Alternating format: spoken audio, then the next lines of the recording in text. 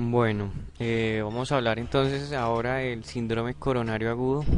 Es por David Enrique Cruz Arevalo, soy estudiante de cuarto semestre de medicina de la Universidad del Quindío, en asesoría del doctor Jorge Luis Duque. Bueno, vamos a hablar un poquito de la epidemiología de la enfermedad coronaria en Colombia. De acuerdo con las estadísticas publicadas por el Ministerio de Protección Social en el informe sobre la situación de salud en Colombia en el 2007, es la enfermedad isquémica del corazón la principal causa de muerte tanto en hombres y mujeres mayores de 45 años, que supera e incluso supera pues las muertes violentas o los cánceres combinados. Eso nos da una visión global de la importancia de la enfermedad coronaria y de su impacto en la sociedad colombiana.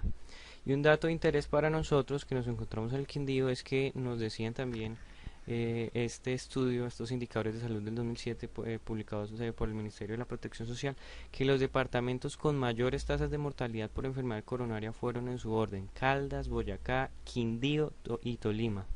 Lo que quiere decir que de 32 departamentos colombianos estamos en tercer lugar. Entonces es una enfermedad por la cual en la cual debemos agotar nuestros esfuerzos por saber y por tratarla. Bueno, entonces vámonos a la definición ya de la enfermedad coronaria, en este caso el síndrome coronario agudo.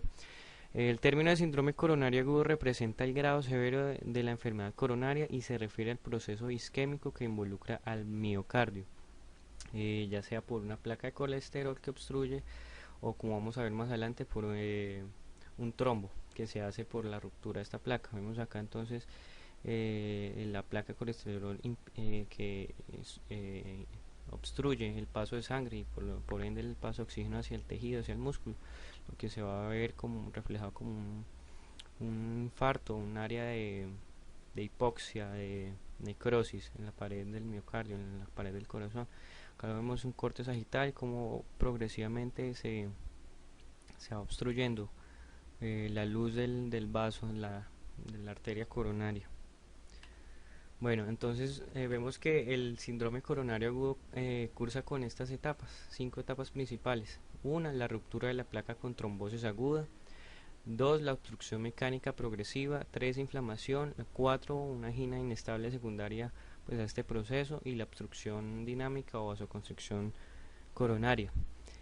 Acá vemos una imagen eh, histológica, histopatológica de un vaso, un corte. Vemos acá el núcleo proteico, pues la placa aterosclerótica que está adherida a la pared del vaso. Vemos la luz como está ocluida por este trombo que se generó a partir de este foco en donde ocurrió la ruptura eh, de la placa de la aterosclerótica.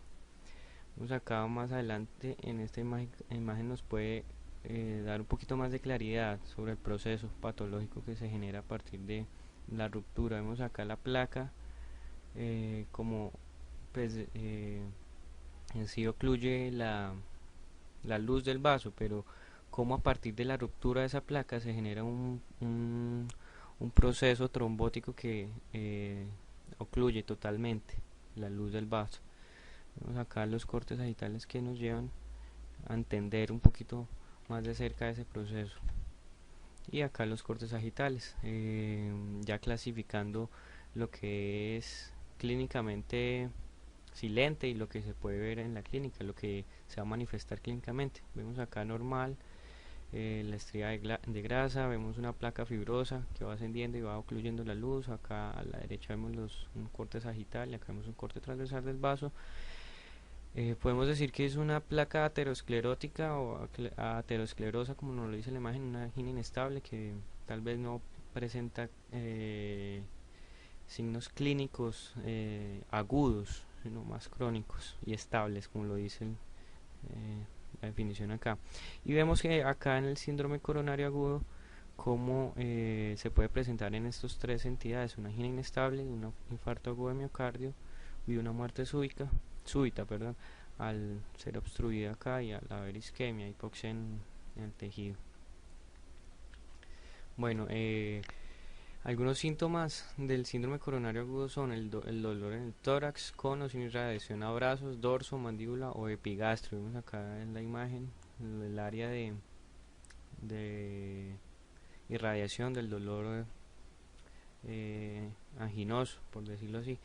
Es un dolor opresivo, constrictivo, acompañado de disnea, puede estar acompañado de debilidad, acompañado muy frecuentemente de diaforesis y también puede cursar con náuseas o mareo. Este es un diagnóstico diferencial para el síndrome agudo coronario. Eh, Sacado de las guías colombianas de cardiología, síndrome coronario agudo con elevación del ST, unas guías muy buenas, por cierto, recomendado para leer si quedan algunas dudas, son buenísimas. Entonces el diagnóstico diferencial lo dividen ellos en tres partes, unos que amenazan la vida, unos cardiovasculares no isquémicos y otras no cardíacas. Tenemos acá todo, sería como molesto leer todo eso en una sola, los dejo ahí para que lo vean. Bueno, entonces estos procesos se dividen, el síndrome coronario agudo se divide según sus manifestaciones clínicas y sus hallazgos frente a ayudas paraclínicas como el electrocardiograma y el uso de marcadores biológicos en aquellos que tienen un supradesnivel del segmento ST y ellos que no tienen. Entonces, dentro de los que tienen la elevación del ST está el infarto agudo de miocardio transmural o tipo Q, y los que no tienen la elevación del segmento ST o en la onda T se pueden clasificar pueden ser o angina inestable o un infarto agudo de miocardio no Q.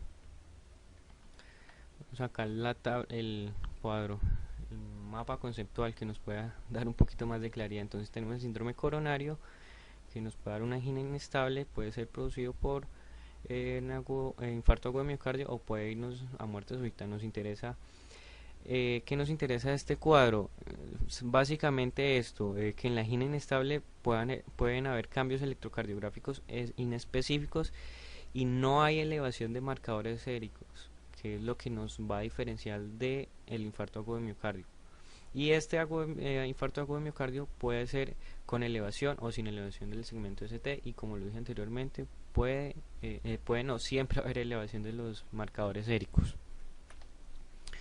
Este es el cuadro, pues el algoritmo, como lo dice acá el título, para la evaluación y el manejo de pacientes con posible síndrome coronario agudo. Esto es tomado de las mismas guías para el manejo de síndrome coronario agudo con elevación del ST de la Asociación Colombiana de Cardiología.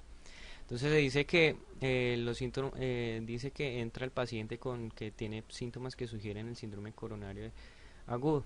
Se le hace la evaluación con electrocardiograma y vamos a mirar si es con elevación o sin elevación del ST. Ya después de haber diagnosticado haber dicho que sí es cardíaco y que no se trata de una angina estable crónica.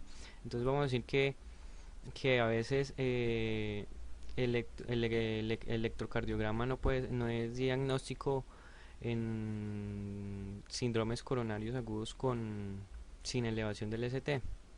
Ahí lo realmente importante es el cambio, el dolor activo, los biomarcadores cardíacos positivos y anormalidades hemodinámicas que nos van a llevar a una hospitalización y un manejo del síndrome coronario. Y con elevación se tiene que pensar en una terapia de reperfusión y, y manejar eso de acuerdo a la guía.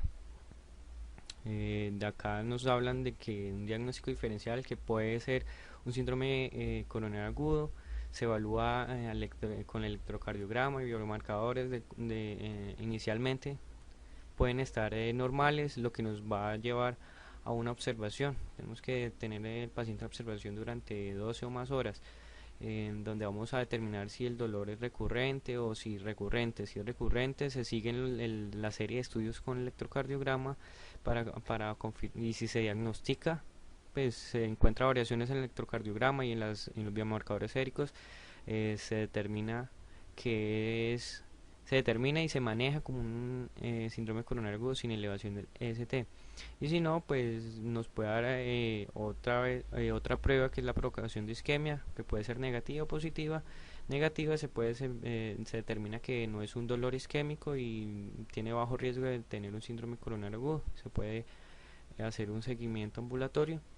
Y el diagnóstico, y si da positivo esa prueba de provocación de isquemia, se confirma el diagnóstico de síndrome coronario agudo sin elevación del ST. Importante que en el electrocardiograma inicial debe hacerse durante los 10 primeros minutos que llega el paciente a consulta. Y tiene que, acá está.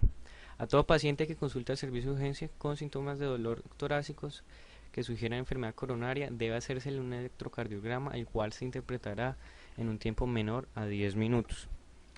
Entonces, acá tenemos un electrocardiograma con una elevación en la onda T, en los segmentos, en las derivaciones de 2, en D3, en ABF, bueno, lo que nos lleva a pensar que es un infarto agudo, un síndrome coronario agudo con supradesnivel, con elevación de la onda T. Y acá tenemos un electrocardiograma con las derivaciones B5 y B6, una disminución del nivel, no hay una elevación de la onda T.